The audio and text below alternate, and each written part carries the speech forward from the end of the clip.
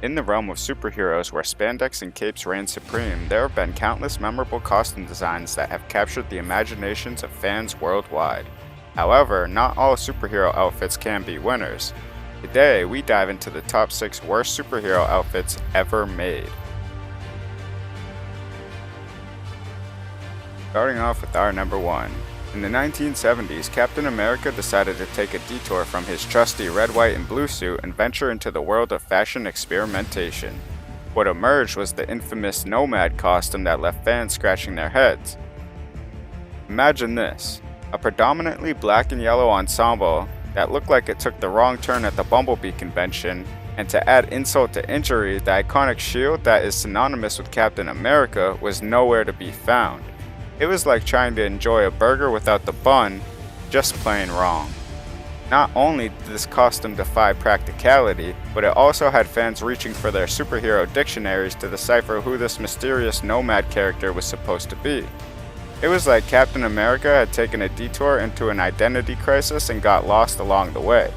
Talk about trying to find yourself in all the wrong colors. Needless to say, fans were less than thrilled, and the outcry was so intense that our beloved Cap quickly realized the error of his fashion-forward ways, and sprinted back to his classic suit faster than you can say, "Avengers, assemble." So, let this be a lesson to all you aspiring superheroes. Sometimes the path less traveled is the best left unexplored, especially when it leads you to a fashion nightmare. Captain America's Nomad costume may have been a bold attempt at a reinvention, but it just left fans feeling as confused as a kangaroo in a tutu. Thankfully, Cap learned his lesson, and now we can breathe a sigh of relief knowing that the red, white, and blue will forever reign supreme in the world of patriotic superhero fashion. And moving on with our number 2, Emma Frost. Ah, Emma Frost, the mutant with telepathic powers that could make your brain melt faster than an ice cream on a hot summer's day. But let's not ignore the elephant in the room, or in this case, the comic book. Her fashion choices were more oh no than oh wow. The original white cream outfit inspired by a TV show's saucy undercover costume was just the tip of the iceberg when it comes to fashion disasters. Now picture this, a skimpy white ensemble that seemed to cling to Emma's body like it had a mind of its own. And don't even get me started on that zippered neck piece that she occasionally wore, which was disconnected from the outfit as a floating turtleneck. It was like watching a magic trick gone wrong. Now you see a connection, now you don't. And let's not forget those boy shorts with the zipper that started at the navel. Seriously, who designs a costume that practically screams hello and decent exposure? It's a miracle Emma Frost never ended up in handcuffs. Although, I suspect her telepathic abilities have come in handy in convincing law enforcement to turn a blind eye. Perhaps next time the designer should focus less on scandalizing the public and more on creating outfits that won't make you cringe harder than a telepathic headache. And moving on with our number 3, Iron Man's nose. Ah, the age-old question that keeps us up at night. Where does Iron Man's nose go? Marvel pondered this great mystery, and in a stroke of genius, or madness, they decided to end the debate once and for all. They gave Iron Man a nose. Yeah, you heard that right. Iron Man, the man inside the metal suit, suddenly had a schnoz that would make Pinocchio jealous. Legend has it that Stan Lee himself couldn't bear the thought of Tony Stark's face lacking a proper nasal appendage. So, like a superhero version of Where's Waldo, the creative team went on a quest to find Iron Man's missing nose. Lo and behold, they found it, and just like that, the Armored Avenger was sporting a brand new facial feature that made him the envy of every superhero costume party. Because, who needs a nostrilous perfection when you can have a superhero with a nose like a fine work of art? But, the nose didn't last long in the world of Iron Man. It turns out that even Tony Stark himself wasn't a fan of his newfound nasal feature. In a moment of brutal honesty, he admitted that he was getting rid of the nose for the sake of symmetry. Hey, we can't blame the guy for wanting his helmet to look fabulous, even if it means sacrificing a groundbreaking nose job. It's a rare moment when a superhero openly admits that they're not a fan of their own fashion choices. Let's just say Iron Man's nose had its 15 minutes of fame before returning to the realm of superhero costume history. Alright, moving on to number 4, Green Goblin. Let's talk about Green Goblin's fashion choices, or should I say, fashion mishaps. We can all agree that his bright green suit didn't exactly win over any fans in the fashion department. But hey, the MCU decided to give it a makeover. And while we appreciate the nod to the comics with the purple hood, the rest of the ensemble left us scratching our head. It's like they went on a shopping spree in the clearance aisle and slapped random additions onto the suit, making it busier than Times Square on New Year's Eve.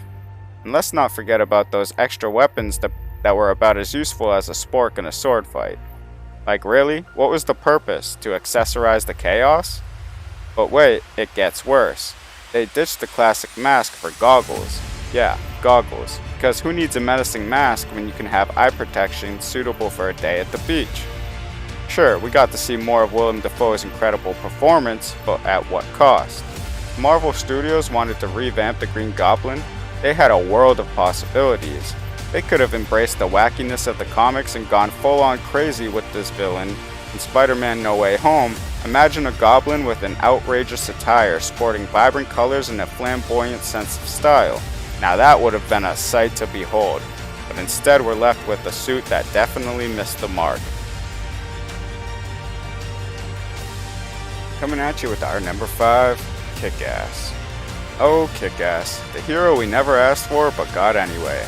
Dave Liszewski, the crime-fighting enthusiast with zero power and zero skills, decided to take matters into his own hands and fashion his own superhero costume. And let me tell you, it's a sight to behold. This outfit screams silly louder than a rubber chicken at a comedy club. I mean, who needs protection when you can strut around in an ensemble that makes you look like a walking target? It's like offering yourself up to the villains on a silver platter with a side of good intentions. Dave's crime-fighting adventures are a masterclass in taking beatings. He's like a human punching bag, getting smacked in the chin, the nose, the jaw, and basically any other body part you can think of. It's like his costume is made of paper mache and hopes and dreams. Ah, the joys of Mark Millar's sadistic fantasies brought to life. Who needs superpowers when you can just be a regular person getting the snot beaten out of them, all in the name of justice? But let's not forget, beneath the goofball costume lies a heart of gold. Dave Liszewski may not be the most formidable hero, but his intentions are pure, and his determination is unwavering. So even if his outfit makes us snort with laughter, we can't help but admire his courage. Keep on kicking ass, KickAss, even if it means looking like a misplaced cosplayer in the process. And last but not least, our number 6. Oh, the X-Men and their fashion evolution. You know, things are dire when even yellow spandex starts looking appealing. But instead of embracing the vibrant colors of the comics, they decided to raid the Matrix's wardrobe department. Seriously, those matching leather uniforms were more like, what are you thinking, than X marks the spot. It's like they confused mutant battles with an underground rave party. Who needs a superhero team when you can have a crew of fashion-conscious rebels? It took a whopping 5 movies for a costume to finally break free from their leather prisons and start showing some personality. It's like they realized that mutants are more than just black-clad extras in a techno thriller. Each mutant deserves a costume that reflects their unique abilities and quirks, just like in the comics. It's about time they stopped dressing like they were about to attend a slow-motion fight scene and start embracing their colorful mutant identities. So here's to the X-Men's journey from the fashionably questionable Matrix rejects to the mutants with costumes that actually match their personalities.